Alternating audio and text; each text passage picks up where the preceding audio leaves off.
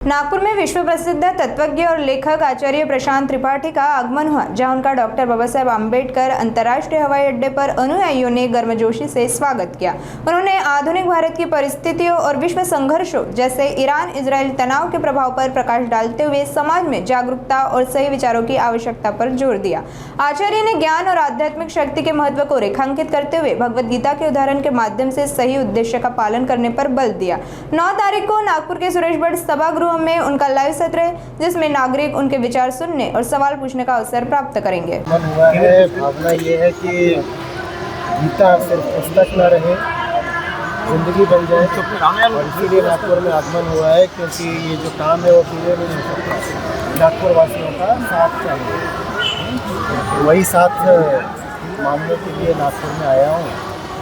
यहाँ पर 2 बड़े अच्छे कॉलेजेस हैं, उनमें 2 दिनों छात्रों के साथ संवाद है, और फिर एक दिन जो हमारे गीता छात्र हैं, गीता प्रतिभागी, उनके साथ लंबी चौड़ी बातचीत है।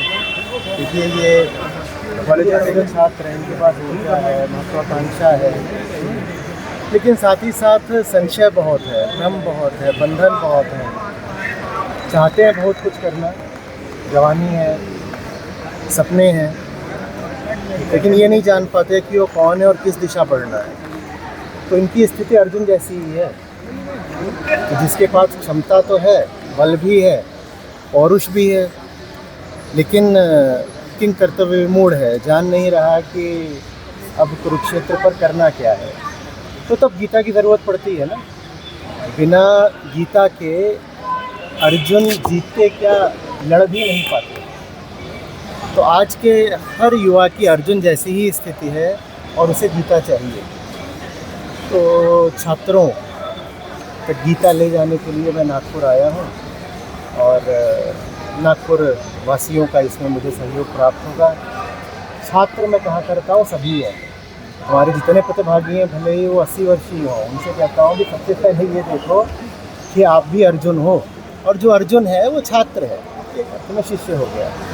तो फिर गीता सिर्फ कैंपस के छात्रों के लिए नहीं है, पूरे समाज के लिए है, पूरे नागपुर के लिए है, और इसीलिए मैं यहाँ आया। सर, आपकी एक बहुत ही आचार्य, ये किताब आपने लिखी थी संघर्ष अपने विरुद्ध, जिसको best seller, national best seller का अवार्ड भी मिला, जिसके बाद में लोगों ने खूब उसे सराहा। तो क्या अभी ऐसी कोई और किताब का कुछ आपका है प्रायोजन जो आप लाना चाह रहे हैं, जिससे लोग कुछ सीख सके? देखिए, किताबें तो 150 से अधिक हैं, और चूँकि जीवन ही संघर्ष है कुरुक्षेत्र की तरफ, और कर्म तो हम सबको ही करना है उस क्षेत्र में। संघर्ष में तो हम उसी पल उतर जाते हैं जब जन्म लेते हैं। तो इसीलिए जितनी किताबें हैं उनमें सब में संघर्ष तो मौजूद है ही। मैं संघर्ष से बचने का तरीका नहीं बताता, मैं कहता हूँ सही युद्ध चुनो, और फिर बिना परिणाम की चिंता के उसमें जी जान से डूब जाओ। आपने और ये बात इस तरीके से नहीं तो उस तरीके से मेरी सभी किताबों में मिलेगी। बहुत किताबें हैं, आपका स्वागत है कि आप उनके पास जाएं। उसी किताब में आपने भारत की वर्तमान स्थिति का भी जिक्र किया था। मौजूदा जो हालात है वो युद्ध के हालात है, उसको लेकर आप भारत को कहाँ देखते हैं? देखिए, जब भी युद्ध होगा तब सामरिक क्षमता से ज़्यादा आध्यात्मिक बल की ज़रूरत पड़ेगी। मैं आपको एक बार फिर से कुरुक्षेत्र वापस ले जा रहा हूँ। अर्जुन के पास क्या गांडीव नहीं था, क्या क्षमता की कमी थी, क्या अभ्यास की कमी थी? सर्वश्रेष्ठ धनुर्धर थे, लेकिन मैंने कहा जीतना तो छोड़ो, लड़ते भी नहीं। युद्ध मात्र शस्त्र से नहीं लड़े जाते, शस्त्र से पहले शास्त्र आता है। तो ये जो दुनिया भर में तरह तरह के संघर्षों और युद्धों का माहौल है, इसमें भारत को शास्त्र चाहिए। अब शास्त्र तो आप कहेंगे कि भारत के पास हज़ारों वर्षों से हैं। हाँ, शास्त्र रहे हैं, पर पहली बात जन जन तक नहीं पहुँची, और दूसरी बात उनका जो अर्थ जन साधारण तक पहुँचा है वो अक्सर विकृत रहा है। तो हमारा 2 तरफा अभियान है। पहला, सब तक उच्चतम धर्म ग्रंथों को पहुँचाया जाए, और दूसरी बात उनके मौलिक और शुद्ध रूप में पहुँचाया जाए। अगर ये बात हो गई तो फिर भारत अपराजेय हो जाएगा। जो गीता जानता है, मैं कहा करता हूँ कि किसी भी तरह का युद्ध हो, उसकी मृत्यु तो आ सकती है, उसकी हार नहीं हो सकती।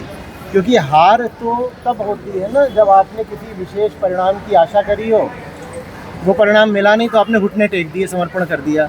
जिसने जान लिया कि जीवन किस लिए है और किस काम में बिताना है, किस युद्ध में झोंकना है, वो अब हार नहीं सकता।